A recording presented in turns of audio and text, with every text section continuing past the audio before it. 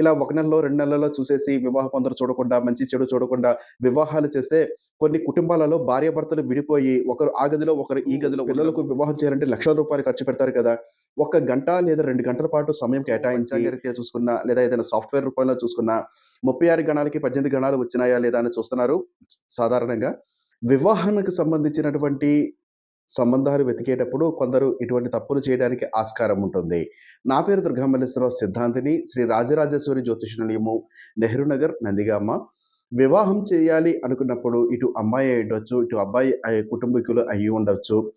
వీరు ఏం చేస్తారంటే వివాహం చేయాలి అంటారు. టక్కున ఒక నెల, 2 నెలల్లో వివాహం చేసేసి ఇటు అత్తవారింటికి పంపించేయడము, లేదా అమ్మాయిని ఇంటికి తెచ్చుకోవడం లాంటిది చేస్తూ ఉంటారు.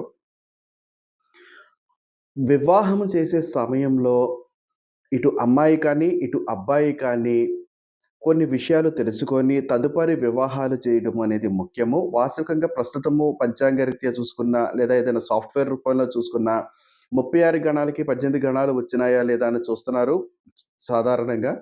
ఆ 18 గణాలు వస్తే చాలు ఇక వివాహం చేసేద్దామని వివాహాలు చేసేసి వారు పనైపోయింది అన్నట్టు చేయడం అని కూడా కాదు. బాధ్యత తీర్చుకోవాలి.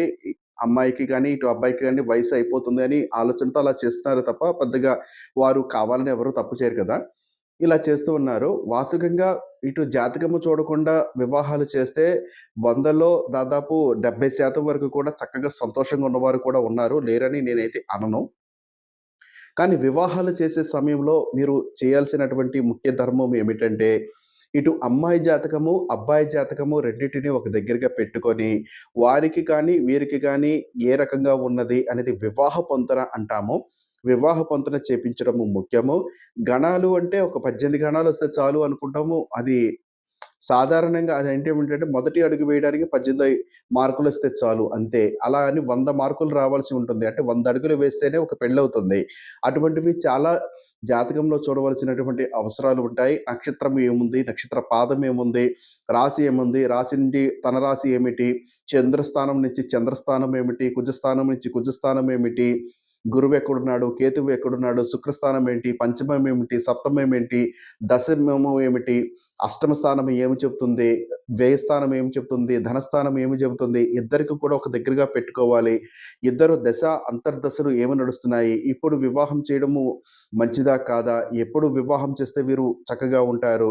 దీనిలో మధ్యలో గోచారం ఒకటుంటుంది. గోచారం ఏం చెప్తుంది? ఇలాగా జాతకము చూడడం అంటే సాధారణమైనటువంటి విషయము కాదు. కాబట్టి అందరూ కూడా వివాహాలు చేసే క్రమంలో మీ పిల్లలకు ఇప్పుడు పిల్లలకు వివాహం చేయాలంటే లక్షల రూపాయలు ఖర్చు పెడతారు కదా! ఒక్క గంట లేదా 2 గంటల పాటు సమయం కేటాయించి, మీ పిల్లలకు వివాహ పొంతన ఎలా ఉన్నది? కొద్ది మొత్తం ఖర్చవుతుంది. అవనీయండి. ఏమవుతుంది? పిల్లల జాతకము కన్నా డబ్బు ముఖ్యం కాదు గదా! వారికి ఎలా ఉంటుంది? ఏంటనేది చూసుకొని, వారికి అనుకూలంగా ఉందంటే మాత్రమే వివాహ ప్రయత్నము ముందుకు వెళ్ళండి. అప్పుడేమవుతుందంటే వారి జీవితం చక్కగా ఉంటుంది. ఇలా 1 నెలలో, 2 నెలల్లో చూసేసి వివాహ పొంతన చూడకుండా, మంచి చెడు చూడకుండా వివాహాలు చేస్తే కొన్ని కుటుంబాలలో భార్యాభర్తలు విడిపోయి ఒకరు ఆ గదిలో, ఒకరు ఈ గదిలో ఉండడము, లేదా ఒకే గది ఉన్నవారికి ఈ తల్లిగారింటికి వెళ్ళిపోవడమో, అత్తగారింటికి వెళ్ళిపోవడమో, ఈ రకంగా ఇబ్బందులు చూడడం జరుగుతుంది. కాబట్టి తొందరపడి నిర్ణయాలు చేసుకునే కన్నా, వివాహ పొంతన చేసుకొని, ఒక వివాహాన్ని మీరు నిర్ణయం చేసుకోవడము మంచిది కాబట్టి, నేను చెప్పేటటువంటి ఈ యొక్క కొన్ని విషయాలు మీరు ఖచ్చితంగా ఆచరిస్తారని అనుకుంటున్నాను.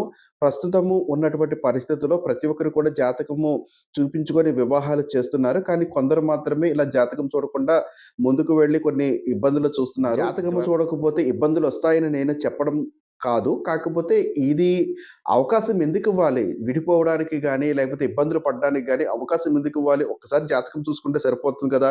ఇంకో విషయం ఏమిటంటే జాతకాలు చూసి వివాహాలు చేసిన వారు కూడా విడిపోయిన వారు ఉన్నారు. కానీ విడిపోయిన కొద్ది రోజులలో మళ్ళీ కలుసుకుంటున్నారు. అది ఇక్కడ మనం గమనించాలి. విడిపోయారు కదా! జాతకం చూసిన వారే కదా! అని అనుకోవడం కాదు. వారు విడిపోవడానికి చాలా సమయం పడుతుంది. ఆ సమయంలోపు మళ్ళీ కలుసుకోవడానికి కూడా అవకాశం ఉంటుంది. నా పేరు దుర్గామల్లేశ్వరరావు సిద్ధాంతిని. శ్రీ రాజరాజేశ్వరి జ్యోతిష నిలయము, నెహ్రూ నగర్, నందిగామ. మా మొబైల్ నంబర్ 9494962192. ఈ నంబర్‌ని సంప్రదించి వివాహ పొంతన విషయం కానీ, జాతక వివరములు కానీ తెలుసుకోవచ్చు.